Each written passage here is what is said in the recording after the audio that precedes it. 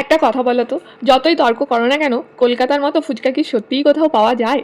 আমি কিন্তু এখনো মানতে পারিনি। তাই আজ গুজরাতে বসেই বানিয়ে ফেলছি একদম নিজের হাতে স্ট্রিট স্টাইলে ফুচকা।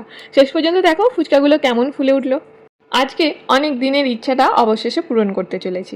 অনেক দিন ধরেই ভীষণ ফুচকা খেতে ইচ্ছে করছিল।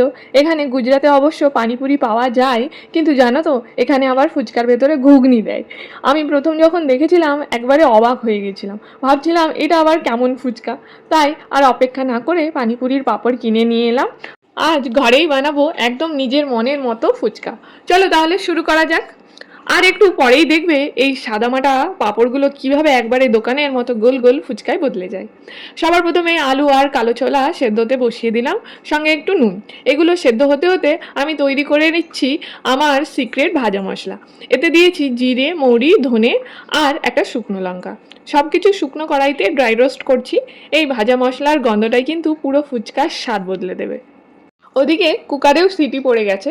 ততক্ষণে পেঁয়াজ, ধনেপাতা, কাঁচা লঙ্কা সব কুচি করে নিলাম।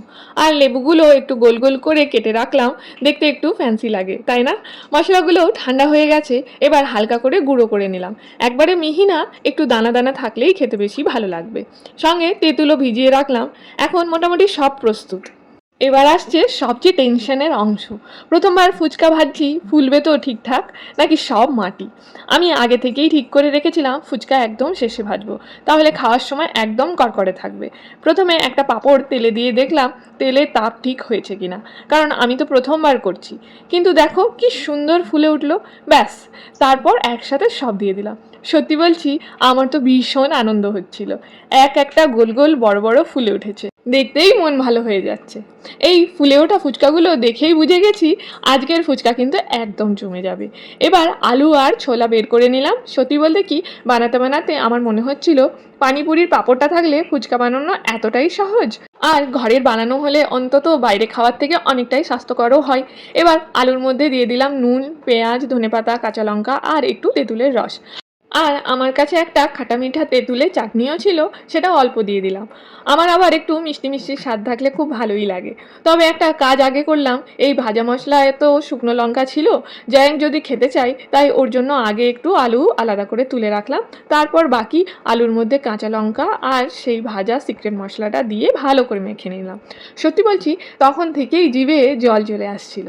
আর মাত্র 1 মিনিট, তারপর প্রথম ফুচকাটা ভেঙে জল দিয়ে খাওয়ার সেই স্যুপটা। তোমারও যদি এখন খেতে ইচ্ছা করে তাহলে কমেন্টে ফুচকা লিখে জানিও। এবার বানিয়ে ফেললাম ফুচকার জল। আমি একটা রেডিমেড পানিপুরি মশলা কিনেছিলাম, ওটা শুধু জলের মধ্যে গুলে নিলেই রেডি। তবে আমি একটু নিজের টাচ দিলাম, তেঁতুলের রস, লেবুর রস, গোল গোল করে রাখা কাটা লেবুর টুকরো আর শেষে ধনেপাতা দিয়ে দিলাম। ব্যাস, একদম টকঝাল ফ্রেশ ফুচকার জল তৈরি।